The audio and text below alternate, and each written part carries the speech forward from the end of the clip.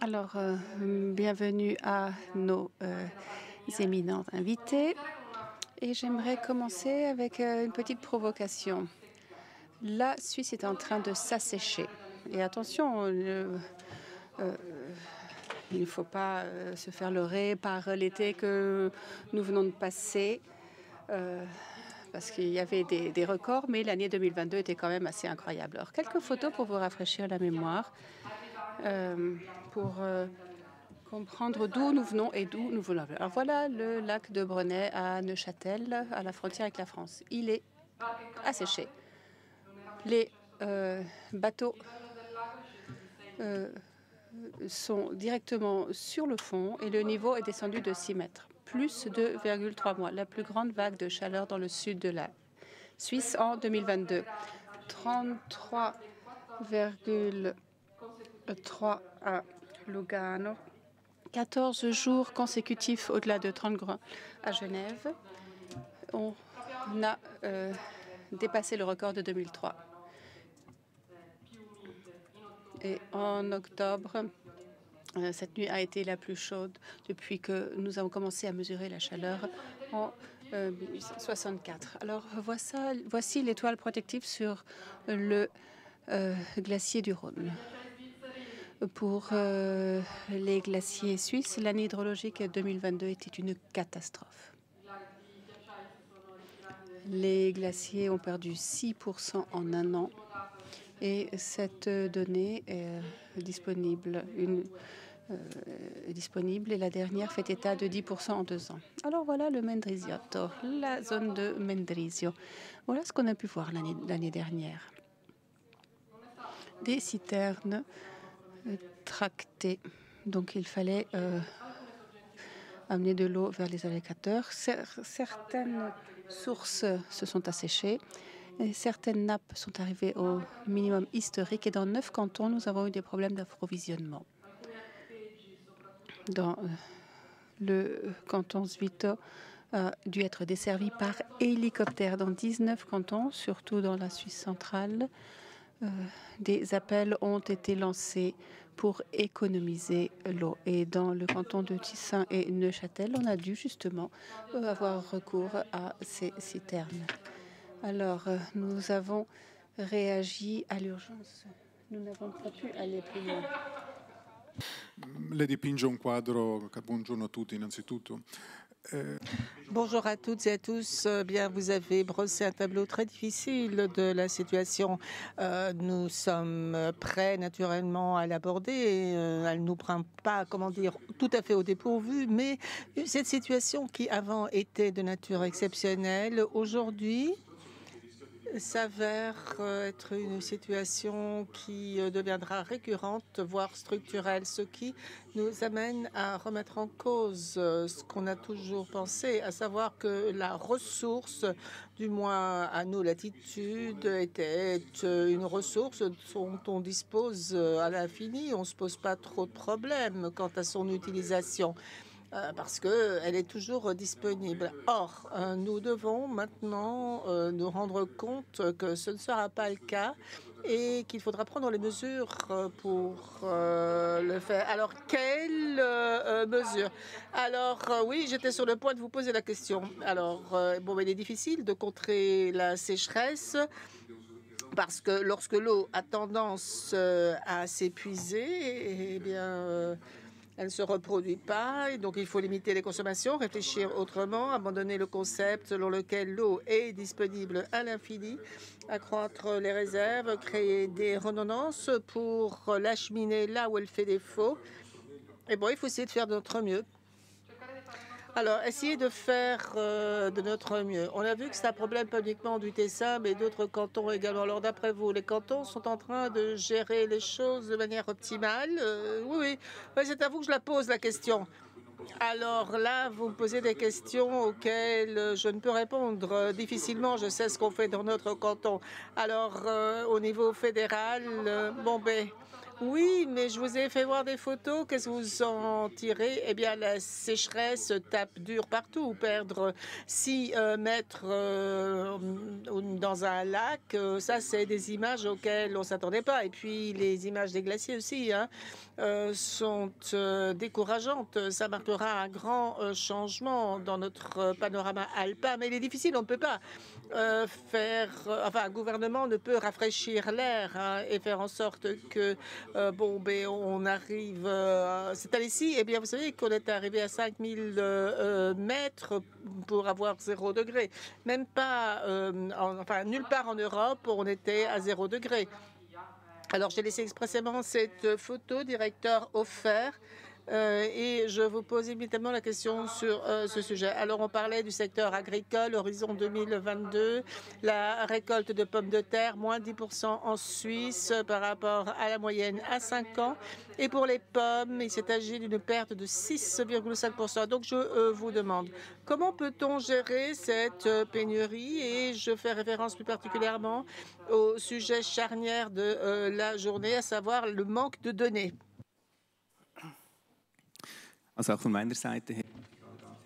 Alors, tout d'abord, je voudrais vous saluer et vous remercier pour l'invitation. En effet, l'agriculture a beaucoup souffert de ces sécheresses au cours de ces dernières années. Alors, que faire? Comment lutter contre cette situation? Je pense qu'il y a 2 pistes. La première est qu'il faut absolument tenter, au moins pour ce qui est de l'eau dont on dispose déjà aujourd'hui en souterrain, de maintenir cette eau afin qu'elle suffise pour la nature. Alors, nous avons la loi fédérale agricole nous a permis justement d'aller dans ce sens en renforçant la teneur en humus, par exemple, du sol et en essayant de planter des plantes qui résistent mieux à la sécheresse afin que nous parvenions justement à un paysage de végétation qui résiste mieux à ces conditions climatiques. Ensuite, il faut être en mesure de mettre en œuvre tout cela de manière efficace. Et donc, il faut avoir des soutiens qui passent par l'investissement dans les infrastructures. Alors, ce qu'on voit à l'écran, c'est une solution una tantum, ça ne peut pas être une solution sur la durée. Prenez l'hélicoptère, par exemple. Impossible de faire ça à long terme. Donc, à mon avis, il faut absolument apporter notre aide aux infrastructures dans le système hydrique. Nous avons également des systèmes fermés qui nous permettent de récupérer de l'eau. Et tout ça, ce sont des infrastructures qui permettraient à notre ministère de l'Agriculture, justement, d'être le plus utile possible dans ce qui est d'une bonne gestion des eaux. Bon, c'est clair que vous savez plus ou moins où nous en sommes. Les données ne sont pas toujours mises à jour. Hein. Notre collègue du ministère de l'Environnement nous l'a dit. Il est important d'avoir des données bien mises à jour afin de pouvoir agir avant qu'il ne soit trop tard. Bon, c'est sûr que jusqu'à présent, on n'a pas toujours avancé à l'aveuglette non plus. Hein. On a pu reposer quand même sur certaines données qui existaient et qui ont permis de prendre des décisions au niveau des investissements. Mais il est absolument impossible d'avoir des données mises à jour afin de pouvoir nous préparer au mieux aux périodes de sécheresse. Proprio per quanto riguarda dati. En ce qui concerne les données, justement, alors on sait par exemple que dans le Tessin, l'agriculture compte 229 concessions et autorisations pour l'irrigation et qu'elle peut pomper au maximum 92 500 litres minute. Alors, Claudio Zali, mais on ne sait pas quelles en sont les consommations. Alors, au niveau de la gestion des données, là, il y a une lacune. Est-ce que vous souhaitez intervenir? Bon, je crois que on peut parler d'un système de calcul de l'eau utilisée. Pour le moment, eh bien, en fait, on a tenu compte simplement du bon sens de la part des usagers. Et l'eau qui est utilisée en agriculture n'est pas perdue ou gaspillée parce que, en fait, ça fait pousser ce qu'on mange. Et puis, elle rentre après dans le sol. Donc, c'est, comment dire, un cycle de l'eau qui s'auto-alimente d'une certaine manière. Mais Plus la situation est difficile et plus dans ce secteur, il faut disposer de données certaines. Donc le canton a l'intention de faire quelque chose. Alors le groupe de travail est chargé d'apprécier cette possibilité également. Le groupe de travail sécheresse avec les partenaires du secteur, y compris du secteur agricole, s'en chargera. Monsieur Brogini? Alors, votre association collecte énormément de données, si mes souvenirs sont bons. Alors, tout à l'heure, vous avez parlé dans le master plan de ce problème en disant qu'on a vraiment besoin de données pour pouvoir programmer à long terme, pour disposer d'un tableau réel de la situation. Je sais que chaque année, vous publiez des données. Cette année, les données ne sont pas suffisantes, complètes. Est-ce que vous souhaitez les diffuser Alors, pour programmer, eh bien, il faut disposer de données, mais de toutes les données, de tout le secteur du système tout entier. Donc, ce que fait notre association, qui collecte des données concernant les aqueducs, les consommations des aqueducs, etc., c'est limité à l'univers aqueduc. Et ça représente 2% du volume total de l'eau qui circule en Suisse. Donc, fleuves et pluies y compris. Donc, il y a toute une série d'utilisations de champs d'application qui échappent au contrôle de notre association. Et il est vrai que nous avons toujours saisi des données ou collecté les données en fonction ou en regardant un petit peu dans le rétroviseur. En ayant les yeux tournés vers le passé. Là, maintenant, il va probablement falloir que nous changions d'optique dans notre association et que nous collections ces données dans une perspective d'avenir. Monsieur Hoffer, j'ai lu la stratégie climatique pour l'agriculture lors de la conférence de presse que vous avez à peine tenue et l'UFAC était présent et on a dit également qu'au niveau national, on n'enregistre pas de données concernant l'utilisation des eaux et le besoin en eau et ces données ne sont pas suffisamment détaillées par région et par saison. La Confédération entend imposer quelque chose au canton? Oui, alors pour ce qui est de cette stratégie, il y a 3 offices qui y ont travaillé, l'agriculture, l'environnement et la sécurité alimentaire et la science vétérinaire. Et on parle de ce manque de données, justement.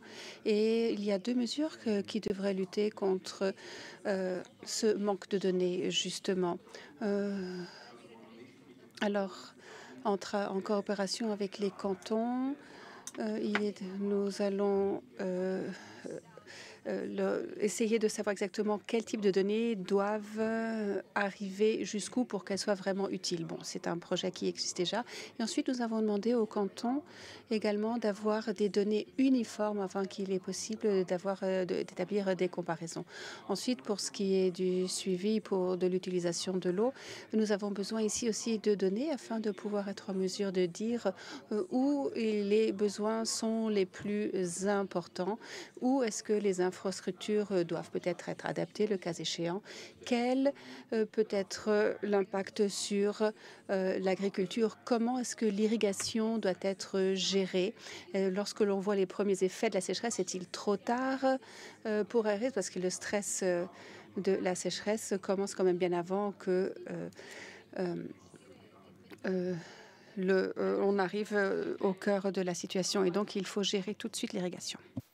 Est-ce que ces engagements sont suffisants? Bonsoir. J'estime que de la part de tous les acteurs qui participent à ce système, qu'il est indispensable pour eux de changer de mentalité parce que nous ne pouvons pas passer d'une gestion de crise à une autre gestion de crise parce que c'est comme ça qu'on travaille aujourd'hui. Parce que quand on a les périodes de sécheresse, nous l'avons vu nous avons vu que le puits qui alimentait toute la région l'an dernier, nous avons des solutions ponctuelles pour un problème qui était déjà présent. Et donc, il faut changer les modalités et passer à une logique qui soit orientée vers la consommation. Donc, il faut tenir compte de quelles sont les exigences. Si on a un problème grave de sécheresse. D'accord, il faut amener de l'eau sur les alpages avec les hélicoptères s'il le faut vraiment, ou alors aller chercher de l'eau dans les cisternes. D'accord, il faut le faire, mais il faut absolument penser différemment et il faut penser à l'offre de l'eau dans les périodes où il y en a moins. Et c'est en changeant cette mentalité et en réduisant nos consommations, parce que l'agriculture doit le faire, nous, en tant que privé, nous devons le faire, l'industrie doit le faire. Nous devons tous réduire notre consommation d'eau. Et ce n'est qu'en changeant cette mentalité que nous parviendrons à faire front de ces situations. Parce que moi, je viens d'arriver là, mais j'imagine que les messages qui ont été portés ce matin allaient dans la même direction. La situation est en train de changer. Même dans la Suisse qui est le château d'eau d'Europe, et nous devons être prêts. Nous ne devons pas nous contenter d'agir lorsque nous sommes au cœur de la crise, mais nous devons être préparés à l'avenir. Et je pense qu'aucun niveau institutionnel suite ne fait suffisamment aujourd'hui. Vous, les Verts, vous avez ajouté ce thème comme une des priorités de votre campagne électorale. Cet été, vous l'avez ajouté à votre agenda politique lors d'une conférence de presse. Et vous disiez, le défi n'est pas d'augmenter la disponibilité, mais distribuer l'eau de manière plus équitable. Comment, à votre avis, est-ce possible? Qu'est-ce que vous entendiez par une distribution plus équitable? Et peut-être que votre focus est un petit peu vaste, il ne faudrait pas le réduire un peu? Bon, bien entendu, on n'a pas une panacée pour tous ces problèmes, mais je pense que la collaboration est vraiment une partie de la solution. Bon, la collaboration intercantonale dans le Tessin, c'est pas tellement à l'ordre du jour parce qu'on est un petit peu isolé, mais c'est très important pour le reste des cantons au cœur des Alpes. Mais à cela s'ajoute la collaboration suprarégionale, interrégionale. Bon, bien sûr, les communes sont la première étape, mais il faut renforcer la coordination, partager des stratégies. Et je pense qu'aujourd'hui, ces stratégies ne peuvent plus être laissées à la compétence des communes et des cantons parce que le problème est tellement grave et tellement complexe que nous avons besoin d'une intervention en amont. C'est pour cela que nous avons demandé que la Confédération dispose davantage de compétences en la matière. Parce que la possibilité d'agir de la Confédération aujourd'hui est limitée parce qu'elle n'a pas de mandat constitutionnel qui a été conféré au canton. Donc, à mon avis, c'est important. Monsieur Egger, vous disiez oui, une gestion un peu plus régionale. Je sais que c'est un de vos mantras, n'est-ce pas? Vous avez raison, c'était tout à fait le cas. Nous devons absolument changer la manière dont nous gérons les ressources hydriques ensuite. Le problème, c'est la présence de l'eau. Nous devons absolument retenir l'eau que nous avons dans des lacs, dans des réservoirs, des lacs d'accumulation, mais regardez un petit peu ce qui se passe autour de nous. Et regardons également les eaux d'écoulement des glaciers de manière fonctionnelle, mais il faut absolument moderniser également tout le système hydrique parce qu'il y a énormément de pertes encore dans notre système. Donc, il y a vraiment beaucoup à faire. Et bien, il est clair que la Fédération ne peut pas tout faire, c'est de compétences des comtés, mais ce que nous devons faire, c'est avoir véritablement une gestion des bassins versants. Dommage que votre animation n'a pas fonctionné parce que c'est exactement l'image qui était dessus. Nous devons aller un peu plus loin. Et moi, j'aurais aimé justement que l'Office fédéral pour l'environnement ait été un petit peu plus courageux en disant oui, nous sommes pour une gestion intégrée des bassins versants avec les cantons. Non, donc il ne faut pas les obliger parce qu'on ne peut pas entrer dans les compétences de canton, mais je pense qu'il faut gentiment leur demander de passer à ce type de gestion intégrée des ressources hydriques, des bassins versants. Il faut que dans les régions, on soit en mesure de parler avec tous les acteurs, avec les agriculteurs, avec les opérateurs du tourisme, avec tous ceux qui, de près ou de loin, ont affaire avec l'eau, afin d'entendre leur voix pour mettre en place cette gestion intégrée. Mais à mon avis, justement, la Fédération devrait avoir son mot à dire. Claudio Zalli, le problème de la gestion intégrée est un sujet récurrent lorsque on parle de l'eau et le Tessin est un petit peu à ses premiers bâtiments à ce niveau-là. Et apparemment, la panacée à tous les maux était celle que vous avez citée à l'ouverture, à savoir la loi sur la gestion des eaux que nous sommes encore en train d'attendre. Alors, ce projet de loi porte sur la gestion intégrée des eaux. Certes, alors j'ai entendu parler des collègues de la Confédération. Notre situation est différente. Disons que nous sommes au sud des Alpes et que le canton, avec la collaboration au niveau institutionnel, est en mesure de gérer le problème. Et une nouvelle approche aux dangers naturels qui sont dus au changement climatique, ça nous amène à devoir envisager des investissements incroyables, des ouvrages pour conserver l'eau, etc. Donc des investissements importants, des financements qui doivent être mis à disposition par quelqu'un, le temps nécessaire également pour réaliser ces ouvrages de manière maillée. Bien sûr, avec les bonnes résolutions, on ne résout rien. Il faut adapter les infrastructures. Alors, avant, il y avait des dangers qu'on ne connaissait pas, et alors maintenant, on en découvre de nouveaux du fait de la sécheresse. Il va falloir qu'on s'adapte. Bon, alors, bienvenue,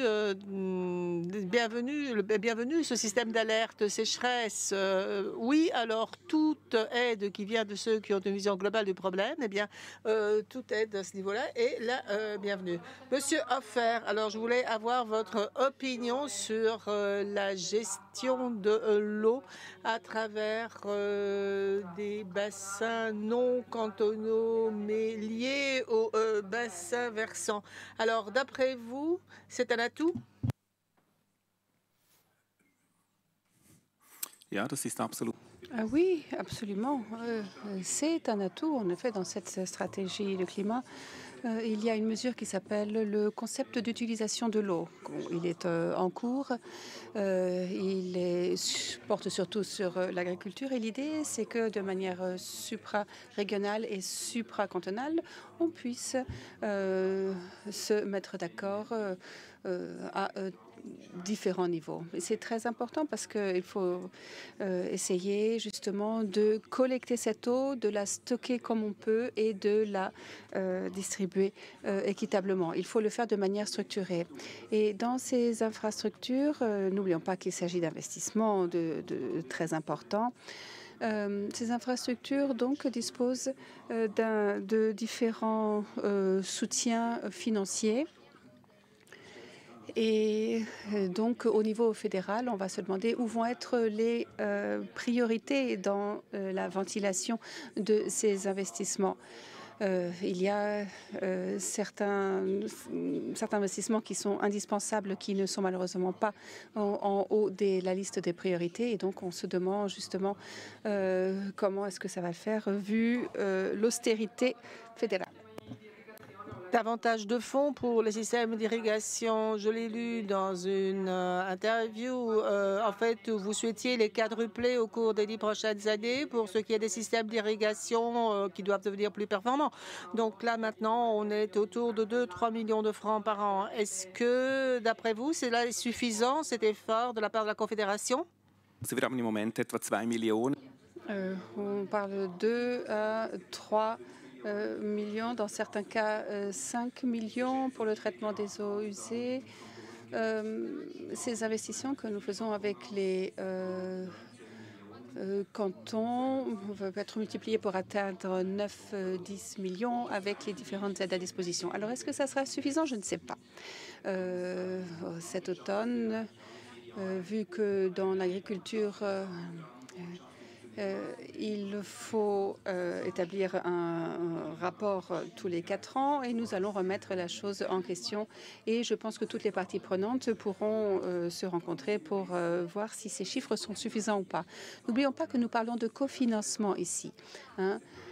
pour ces projets, un tiers confédération, un tiers les cantons et un tiers ceux qui sont directement intéressés. Et donc, les cantons doivent trouver un tiers de ces dépenses. Et lorsqu'on parle de 10 millions par an, ça fait 20 millions avec les cantons. Hein. Greta Gysin, je vois que vous vouliez intervenir. Oui, pour commenter ce chiffre, 3 millions par an que la Confédération affecte pour les installations d'irrigation plus efficaces dans le cadre de la discussion pour le budget 23. Eh bien, le Parlement a décidé de tripler les fonds destinés à la publicité pour le vin pour passer de 3 à 9 millions par an. Voilà, alors on voit où sont les priorités du Parlement. Eh bien, si on est sans eau, on ne pourra plus produire de vin. Donc, on pourrait faire toute la publicité de ce monde, mais il n'y aura plus grand-chose à vendre au niveau idéologique. Et on en parlait tout à l'heure. Le directeur Refer disait que ces fonds sont suffisants aujourd'hui parce qu'il n'y a pas de demande. En fait, dans le monde agricole, eh bien, on n'a pas encore conscience de ce qu'il faut justement absolument se préparer à faire face à des événements à l'avenir.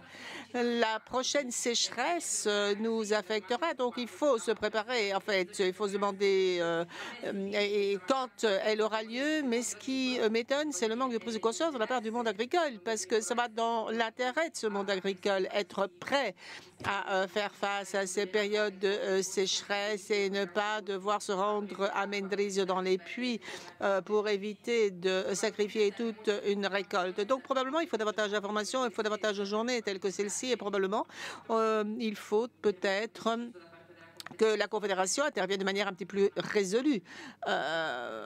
Je crois que parfois, il faut également imposer des obligations. Alors, je demande d'abord à Monsieur Egger, avant de donner la parole à Monsieur Egger, je donne la parole à Monsieur Zali, parce qu'on parle d'un changement de mentalité en ce qui concerne l'agriculture avec des systèmes d'irrigation plus efficaces. On parlait d'aide et on disait qu'au Tessin également, l'enveloppe n'est pas très abondante. Je sais que ce n'est pas votre département, mais on l'a déjà dit ces jours derniers, il s'agit de 50 000 francs en un an. En ce qui concerne les aides fédérales et 42, si mes souvenirs sont bons, pour les aides cantonales. Donc, ce qui manque, c'est cette sensibilité, cette nouvelle culture. Alors, on est tous passés du plan, on est passé à Magadine, on a vu des systèmes d'irrigation qui ne sont pas les meilleurs de ce monde. Hein. En fait, voilà, pour, comment dire, en fait, c'est un euphémisme. Je ne suis pas une spécialiste, mais moi non plus, je ne suis pas un expert, mais il faut absolument que on prenne conscience du changement de situation. La sécheresse ne sera plus quelque chose d'exceptionnel, de ponctuel, que l'on peut, comment dire, essayer d'enrayer d'une manière ou de l'autre, mais il s'agira d'un point structurel, et le monde agricole lui aussi doit, comment dire, se préparer à y faire face. En plus, bien sûr, de la possibilité de pouvoir puiser dans certains cours d'eau. Monsieur Egger. Réponse rapide sur les mesures. Alors, le budget est 80 milliards de francs actuellement au niveau de la Confédération. On parle de 6 millions ici. C'est quand même, c'est une goutte d'eau, hein, dont dépend notre avenir, hein, autant au niveau de la Confédération qu'au niveau communal. Alors ici, nous parlons d'infrastructures agricoles. Mais attention, il y a aussi les infrastructures communales. Et donc, ça serait utile ici si les cantons avaient leur propre stratégie hydrique. Dans certains, c'est le cas. C'est très bien. Mais il faut également moderniser les infrastructures au niveau communal. Et ici, on ne parle pas de millions, on parle de milliards. Et surtout dans les communes de montagne, c'est un problème immense. Parce que il y a tous les systèmes, vous savez, c'est un système compliqué, des systèmes suisses de financement aux différents niveaux des collectivités territoriales. Mais à mon avis, il faut absolument que les cantons arrivent à gérer les infrastructures agricoles communales.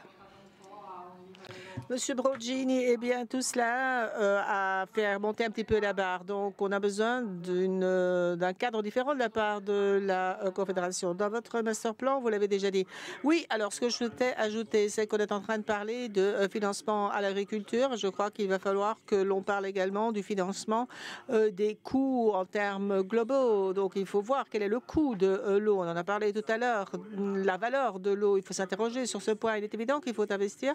Il faut investir dans tous les secteurs agricoles, l'énergie, les aqueducs, etc. Et en se réunissant et probablement en faisant des investissements plus appropriés, on parvient à dépenser moins et mieux du moins. Et c'était quoi la question en fait? Ah, vous ne m'écoutez pas, hein? Non, alors, on était en train de passer au thème suivant, à savoir la gouvernance et les règles au niveau fédéral. Oui, alors, il ressort du plan directeur qui n'a pas encore été fait, mais les travaux ont commencé. C'est un des sujets sur lesquels se penchera le groupe de travail, à savoir à quel niveau de gouvernance faut-il faire remonter le problème? Et on l'a déjà dit à maintes reprises que le niveau cantonal n'est pas suffisant bien souvent et qu'il faut comprendre comment monter à l'échelon supérieur avec des obligations de la part de Berne à travers une concertation entre les cantons ou alors avec des accords à créer au sein des cantons, etc. Tout cela doit être approfondi, bien sûr, mais il est évident qu'il faut absolument remonter à un niveau supérieur. Greta Borgini l'a déjà dit, vous l'avez dit tout à l'heure, vous n'êtes pas contre une obligation un petit peu plus contraignante de la part de la Confédération. Et vous aussi, vous avez récemment, en juin 23, engagé une initiative parlementaire pour modifier la Constitution. C'est signé par un de ses collègues. Donc, vous remettez en cause la compétence cantonale concernant la gestion de l'eau. Et vous êtes en train de dire que, ils ne sont pas en train de faire leur boulot. Non, disons que tout le monde ne fait pas son travail. Donc, il y a de grandes différences entre les cantons. Et M. Egger l'a dit lui aussi, il y a des différences énormes entre les communes et, comme le disait dans sa réponse ou dans le rapport du confédéral, eh bien, c'est le manque de compétences de la part de la Confédération qui ne peut intervenir parce qu'il n'existe pas une compétence institutionnelle. Et étant donné que la gestion des eaux revient au canton, eh bien, la Confédération peut formuler des recommandations, à moins qu'on soit dans une situation vraiment de crise. Mais là, il ne faut pas attendre que la crise se déclenche. Il faut se préparer à y faire face. Et bien sûr, OK, les alertes, sécheresse, etc. Mais il faut faire bien plus, hein. Non seulement pour savoir quand ces alertes seront déclenchées, mais pour se préparer à ne pas subir la situation. Donc, il faut utiliser l'eau de manière plus parcimonieuse dans les différents domaines, en commençant par l'agriculture, parce qu'elle absorbe énormément d'eau, mais parce que l'eau est vitale pour l'agriculture aussi, mais au niveau industriel également et de la part des particuliers. Donc, la Constitution précise que la Confédération se charge de l'utilisation parcimonieuse des ressources en eau, on le voit, mais elle n'est pas compétente pour pouvoir le faire. Avec cette initiative du Parlement de mon collègue, eh bien, nous allons essayer de faire évoluer ce thème. Mais qu'est-ce que ça signifie, leur répartition équitable sur les territoires en cas de pénurie et de sécheresse? Parce que c'est ça le vif du sujet. Oui, là, on fait référence à tous les conflits en cas de pénurie, des conflits qui se manifestent déjà aujourd'hui. En fait, il y a des conflits entre les secteurs, la production d'énergie d'une part, l'agriculture de l'autre, l'industrie en général, et puis des conflits régionaux. Donc, il est évident que si l'eau est utilisée en amont, eh bien, toutes les régions et les cantons en aval, eh bien, n'en disposeront plus de cette eau. Donc, il faut une gestion de ces conflits également avec des solutions équitables pour tous les acteurs. Donc, je vous pose une autre question également. Pourquoi une initiative parlementaire pour modifier la Constitution? Eh bien, on voit que le sujet doit être abordé de manière urgente pour vous, pour votre agenda politique. Changer la Constitution, c'est pas ce qu'il y a de plus évident et de plus rapide à faire, n'est-ce pas? Y a-t-il un autre outil démocratique qui aurait pu être utilisé? Alors, si chaque acteur du système jouait son rôle correctement et se préparait à ces situations qui sont de plus en plus fréquentes à l'avenir, ce ne serait pas nécessaire de le faire. Il ne serait pas nécessaire d'engager ce genre d'initiative parce que les cantons, les communes qui aujourd'hui sont compétents et se doivent de se préparer à cet événement n'ont pas fait leur travail. Donc, alors aujourd'hui, il y a des cantons et des communes qui n'ont pas fait ce qu'ils devaient et donc ça, c'est une étape nécessaire pour donner à la Confédération les instruments nécessaires pour intervenir. Alors, Martin Egger, c'est un des focus, la lenteur avec laquelle les réformes sont engagées dans ce secteur. Oui, j'évoquais tout à l'heure que nous devons nous dépêcher, mais il y a des mesures à court terme. Mais il faudra commencer dès maintenant à faire les travaux sur le système hydrique. Mais d'un autre côté, ça va durer longtemps. Mais je voudrais que les compétences de gestion des ressources hydriques restent dans les cantons. Tout à l'heure, je parlais de la gestion intégrée des bassins versants. C'est important pour les cantons parce que les cantons sont sur place par rapport à la Confédération. Et donc, il est important de pouvoir aider ce processus. Il y a plusieurs façons de le faire. On peut aussi agir sur les budgets des cantons. Mais il y a un grand nombre de cantons qui ont d'ores et déjà une stratégie qui va dans ce sens. Luzerne, par exemple, l'a intégré dans un document politique, mais j'avoue que du point de vue du calendrier, je suis assez sceptique que tout puisse être fait rapidement. Claudio Zali, j'imagine qu'une intervention un petit peu plus résolue de la part de la Confédération, comme c'est proposé dans cette initiative parlementaire, suscite quelques scepticismes de votre part. Oui, je revendique encore une fois un certain nombre de caractéristiques particulières de notre canton. Alors, d'une part, nous, on fait notre boulot. Oui, il est en train de se louer tout seul. Non. Et dans notre situation, en amont, il n'y a rien. Mais surtout, notre problème est en aval. Par contre, nous avons une situation internationale. En fait, le pays limitrophe intervient sur le niveau du lac majeur sans qu'on puisse intervenir quant à nous, étant donné qu'on n'a pas le robinet ou les vannes à notre disposition. Donc, on a reçu des demandes. Oui, on en a parlé tout à l'heure. Oui, on nous a demandé de renoncer en fait à l'eau de nos lacs alpins en faveur de l'agriculture de la plaine du Pô. Donc, pour nous, le sujet doit être abordé dans une optique différente par rapport aux conflits cantonaux où on crée un barrage. Oui, mais le Tessin est aussi en train de créer un barrage. Oui, mais pour accumuler de l'énergie sans te priver à notre canton de quoi que ce soit. Donc, du point de vue de mon point de vue personnel, pour le Tessin, il ne faut pas une supervision de la Confédération,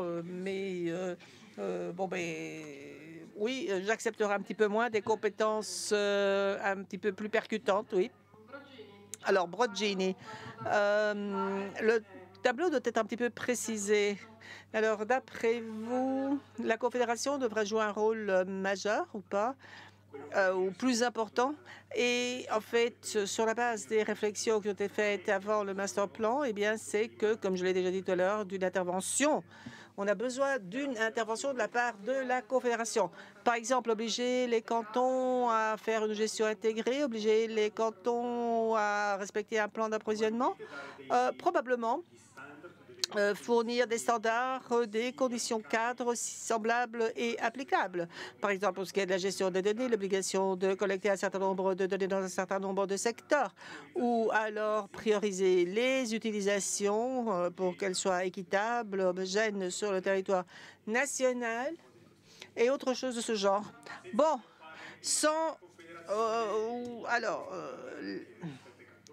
La Confédération ne doit pas faire ce que les cantons doivent faire, mais doit créer un cadre général pour que tout le monde travaille de la même manière, pour que tout le monde participe à la gestion de manière harmonieuse et surtout entre cantons où on se dispute l'eau. Le Tessin, c'est un cas à part, mais probablement il y a d'autres cantons où la ressource est toujours la même. Alors, une question de néophyte un petit peu naïve.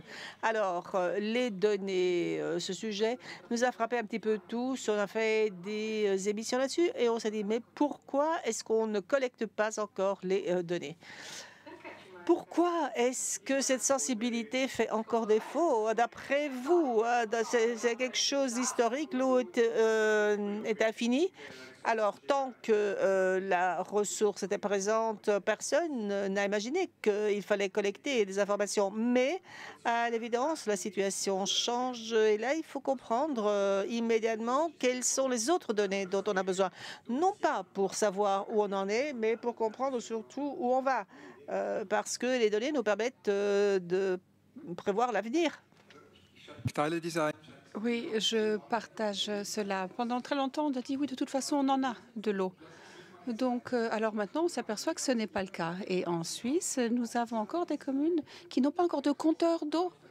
Donc, il y a même pas on ne sait même pas quelle est leur consommation d'eau. Ce n'est plus acceptable. Ils ne savent pas combien d'eau est utilisée par l'agriculture, par exemple. Et on a parlé de de compteurs intelligents, et c'est exactement ce qui, à mon avis, est indispensable. Il est important que toutes les données soient récoltées par le même type de compteur intelligent, le même type de données dans les mêmes unités, afin qu'elles soient comparables. Et j'espère que vous, de votre côté, avec votre plan, serait en mesure d'appuyer ce type de programme. Donc, avoir des données électroniques comparables afin de ne plus avoir ces problèmes de lacunes de données. Madame, Monsieur Zali. Alors, Monsieur Zali, dans le Tessin, il y a encore une dizaine de communes sans compteur. Oui, c'est vrai que dans certaines communes, on paie encore bomber l'eau en fonction du nombre de robinets dont on dispose. Oui, 40 francs en Sologne.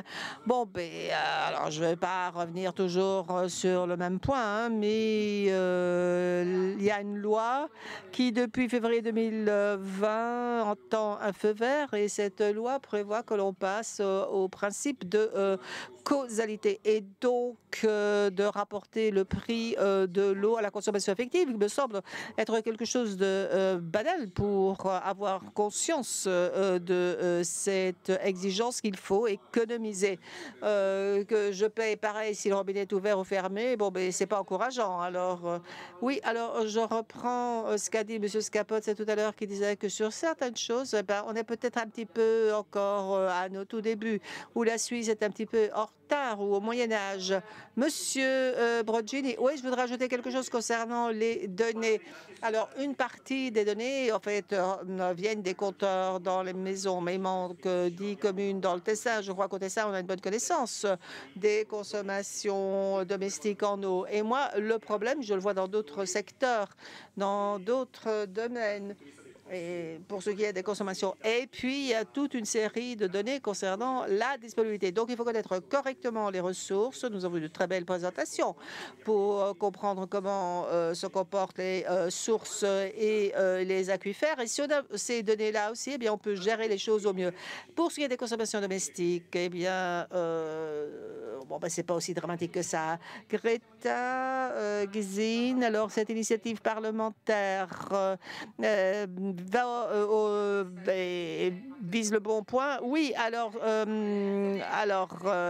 malgré ce qu'ont dit les collègues, c'est la réaction à laquelle on assiste toujours en Suisse lorsqu'on essaye de modifier les niveaux de compétences. Les cantons veulent garder leurs compétences, alors que même s'ils n'ont pas tous fait ce qu'il fallait, et je crois que la situation est à ce point dramatique que ce passage de compétences au niveau confédéral est justifié. Ça ne signifie pas qu'entre-temps on ne puisse adopter d'autres mesures. Ça va dans l'intérêt de tout un chacun de réussir à gérer cette ressource en eau qui deviendra de plus en plus une ressource limitée, non pas parce qu'il y en a peu, mais parce qu'elle sera distribuée différemment de ce que l'on connaît aujourd'hui, et ce, dans l'intérêt de tout le monde. Eh bien, il est intéressant pour tout le monde de trouver des solutions praticables et rien que parler de tout cela, même si on ne trouve pas de majorité au niveau national, mais en parler déjà, eh bien, c'est quelque chose qui pourrait nous aider. Ça ne signifie pas que si les compétences relèvent de la Confédération, les recettes iront à la Confédération. Ça, je crois que c'est un des problèmes. C'est là que le bas blesse. Hein. C'est la raison pour laquelle les cantons ne veulent pas que la gestion remonte au niveau confédéral. Monsieur Hofer, eh bien, on parlait de cette initiative parlementaire avec un poids plus important de la part de la Confédération. Alors vous, qu'est-ce que vous en pensez? Je sais que vous êtes fonctionnaire et pas issu du monde politique, donc je vous demande un jugement de valeur. Also ich glaube, für mich in der Alors, pour moi, c'est presque un dernier recours en Suisse parce que l'on a déjà essayé dans ces thèmes où les cantons sont très proches des ressources, des connaissances également et du personnel technique qui sont en mesure d'accomplir certaines tâches. Il faut absolument commencer par finir, permettez-moi de le dire, les travaux qui ont été entamés. Et je pense que ça pourrait commencer à être une solution. N'oubliez pas que dans le Aargau, les écluses ont été ouvertes, il y a eu une inondation et peut-être il fallait prendre des décisions en amont, éviter d'ouvrir les écluses, préserver la quantité d'eau.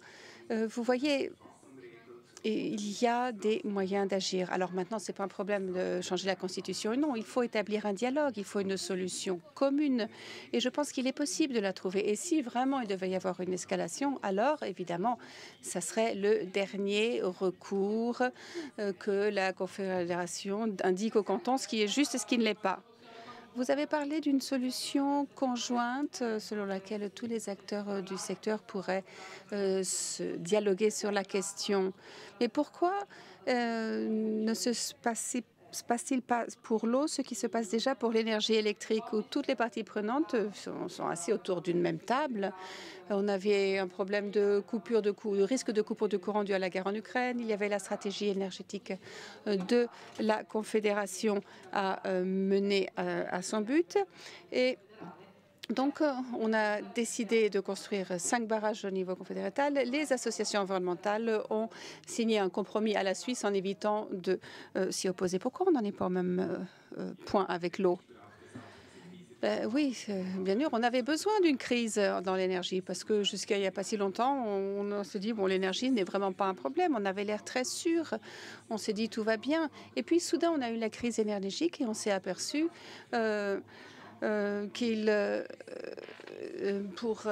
on a pris des décisions de remettre en service des centrales afin de ne pas être complètement vulnérable. Mais attention, pour l'eau, ce n'est pas tout à fait la même chose.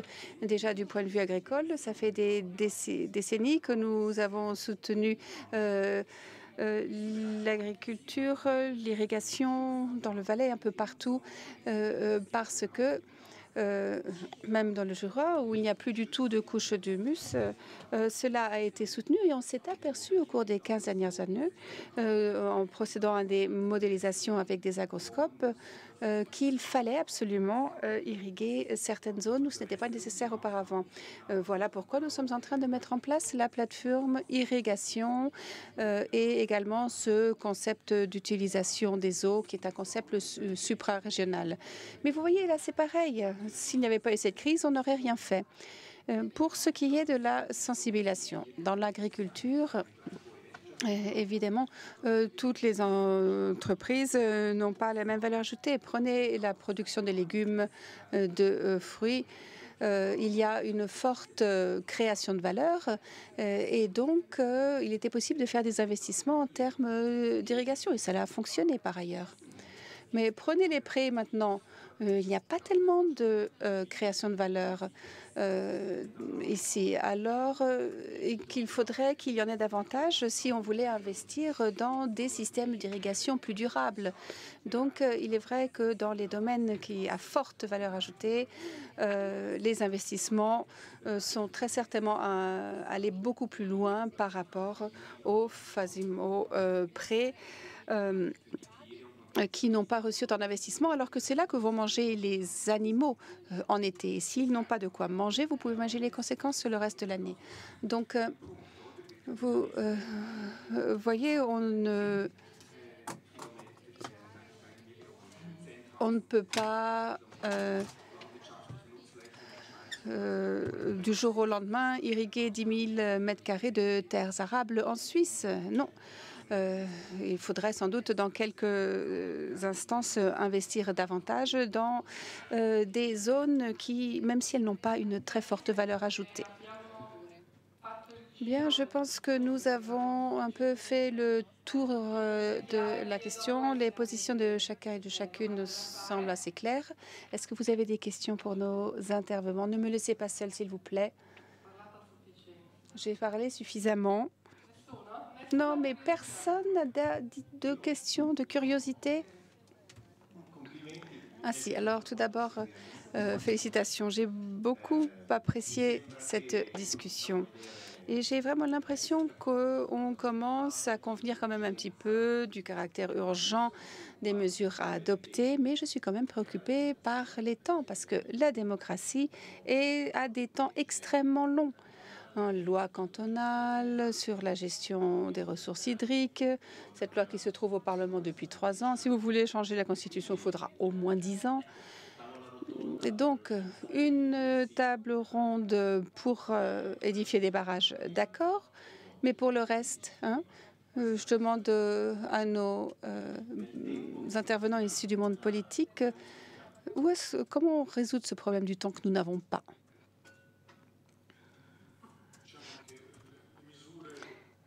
Bien, les mesures que nous pouvons imaginer ici, je l'espère, n'exigent pas des procédures extrêmement complexes. Il y a des procédures, bien entendu, qui comportent différents passages démocratiques dans différentes instances, l'opposition, les voies judiciaires, etc. Alors qu'ici, j'espère qu'on n'en arrivera pas là. Il s'agit d'un processus beaucoup plus technique que politique. Et donc, la focale est mise maintenant sur les moyens à disposition, sur la quantité de moyens mis à disposition. Pour le secteur agricole, s'il va devoir lui aussi être prêt à dépenser, malheureusement à dépenser sans doute plus que ce qu'il est en mesure de faire. Et donc, alors je ne vais pas rentrer dans le détail des bilans confédéraux parce que la partie financière a besoin de volonté politique. Et si nous n'avons pas les deux, bien entendu, on ne peut pas résoudre un problème. Mais si on l'a, on peut résoudre le problème et le faire rapidement. J'espère, en tout cas. C'est clair, si les ressources sont mises à disposition et s'il n'y a pas d'obstacle bureaucratique, alors les choses peuvent se faire, c'est évident. Mais j'ai vraiment l'impression qu'il y a de plus en plus de volonté, justement, d'aller dans ce sens, dans notre secteur. Pas d'autres questions, vous êtes sûr ?